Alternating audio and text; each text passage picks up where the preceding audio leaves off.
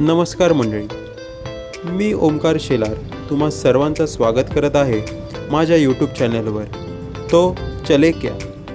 Saturday Sunday अशी लगत 2 दिवस सुट्टीच्या निमित्ताने आम्ही अचानक एक शॉर्ट ट्रिप करायचे ठरवले. तर मग कुठे जायचे हा प्रश्न आला. मुंबईहून जवळ असं कुठलं ठिकाण असावं. मग अचानक पप्पा म्हणाले, तो चले क्या पुणे. अगदी सकाळी 9ला आमचं डिस्कशन झालं आणि पटापट सगळं आवरून बॅगा भरायला घेतल्या आणि मग काय काढली आमची धन्नो पुण्याच्या दिशेने. निघता निघता दुपारचे 1 वाजले होते.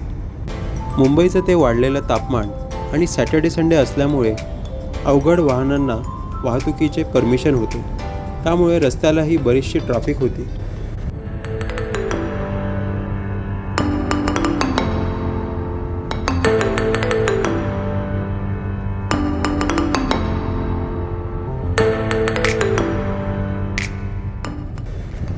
ज्यांना ड्रायव्हिंगची आवड आहे त्यांना मात्र मुंबई पुणे एक्सप्रेसवेला गाडी चालवायची मजा माहीत असते.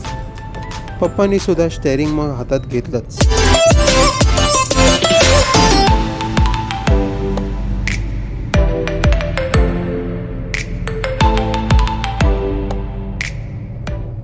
उशिरा नाश्ता झाल्यामुळे पोटात काही तशी भूक नव्हती, तरी थोडा आधार म्हणून थोडंसं खाऊन घेतलं. पुण्याला पोहोचताच तिकडचं वातावरण खूप ढगाळ असं होतं. पाऊस पडतो की काय असं वाटू लागलं. गार हवा सुटलेली, त्यामुळे आपला तिरंगा काय अप्रतिम दिसत होता. पुण्याच्या दिशेने जशी आमची वाटचाल सुरू होती तसे वातावरण गारगार होऊ लागलेले. आणि मग काय, ज्याची भीती होती ते घडलंच. सुरू झाला मुसळधार पाऊस. पुणे सिटीमध्ये मी खूप लहान असताना आलेलो. त्यानंतर हे शहर खूप डेव्हलप झाले. सलग असे ट्रॅफिक बायपास करणारे ब्रिजेस, मेट्रो लाईन्स, रोडच्या दोन्ही साईडला मोठी मोठी झाडं आणि पावसामुळे सुटलेला तो गारगार वारा. मुंबईच्या त्या रखरखत्या उन्हातून इथे येऊन खूपच रिलॅक्सिंग असे वाटत होते.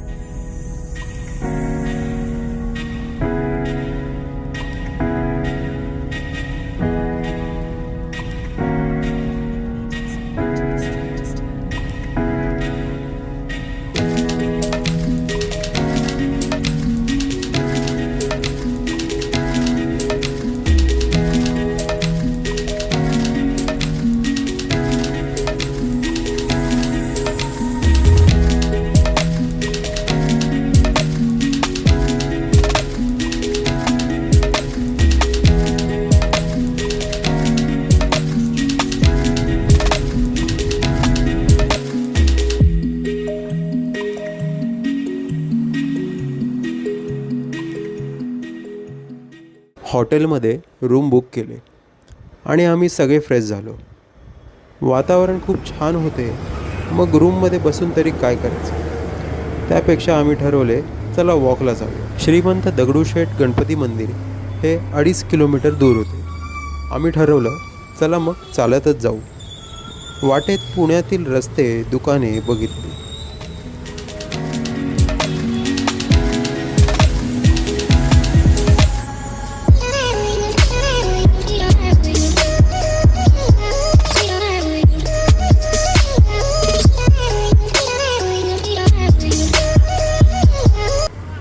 विठ्ठल रुक्मिणीचे अप्रतिम असे देऊळ आणि त्यांचे दर्शन घेतले. चालत चालत पुढे आलो आणि बघतो तर काय, समोर ते सुंदर गणपती मंदिर.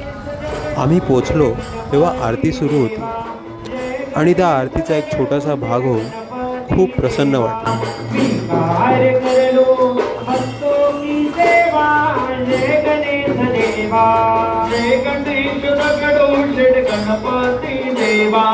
जय गणेश दगडूशेठ गणपती देवा. गजमुखधारी मूषक सवारी, हिरो जगत में ख्याती तुम्हारी. पुन्हा हॉटेलजवळ यायला रिक्षाचा प्रवास केला. पुण्यातील जुन्या बिल्डिंग्स, मोठमोठे असे जुने वाडे, युनिव्हर्सिटी बिल्डिंग्स. ते म्हणतात ते खरं आहे. पुणे तिथे काय उणे.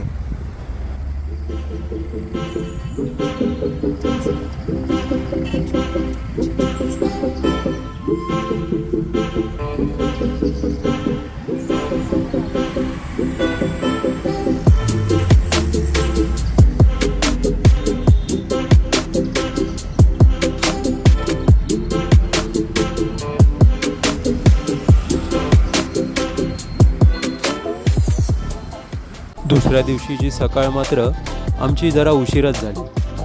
आज आहे रविवार. मुंबईच्या दिशेने निघायची ही घाई होती, म्हणून आम्ही पटापट आवरले आणि रिक्षा घेऊन पुन्हा शनिवार वाडा बघायला निघालो. शनिवार वाड्याजवळ पुण्यातील सर्वात मोठे व जुने असे वड्याचे झाड होते.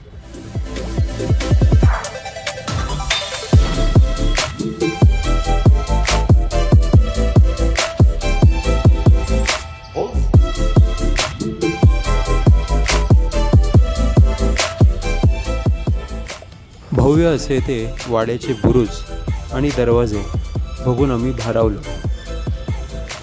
आम्ही वाड्याचे बाहेरूनच दर्शन घेतले व उशीर झाल्यामुळे तिथून लगेच निघालो.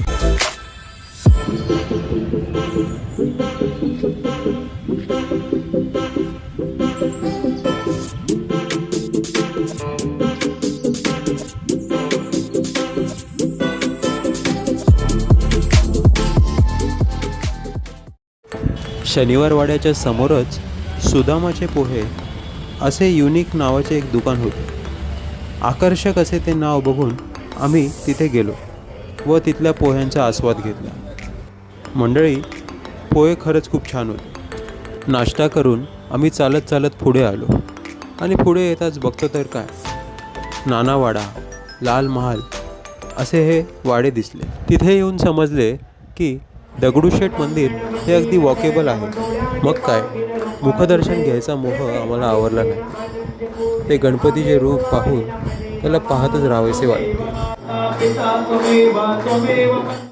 दर्शन घेतले आणि पुन्हा हॉटेलला जायला निघालो. देवळाच्या बाजूला लाईट्स व पायथान गल्ली आहे. विविध प्रकारचे लाईट्स, अगदी होम डेकॉर ते रोड लाईट लॅम्प्सपर्यंत सर्व तिथे अवेलेबल आहेत.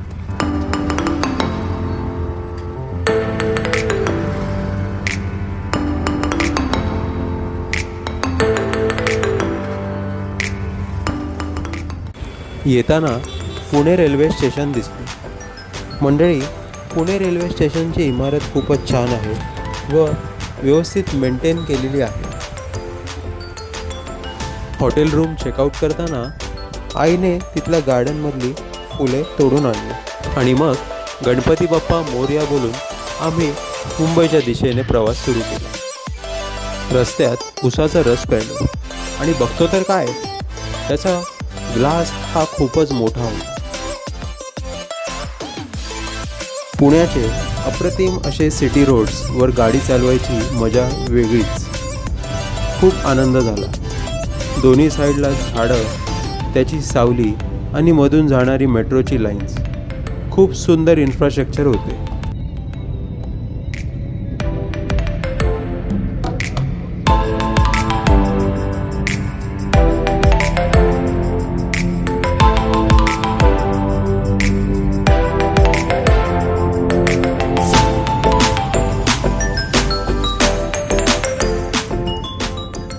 तर मंडळी, कसा वाटला हा माझा पहिला ब्लॉग हे लाईक आणि कमेंट्स करून मला नक्की कळवा. अशा नवीन ब्लॉग्स पाहण्यासाठी माझे चॅनल नक्की सबस्क्राईब करा. लवकरच नवीन ब्लॉग घेऊन येत आहे. मग मंडळी, म्हणूया आपण सगळे तो चले क्या.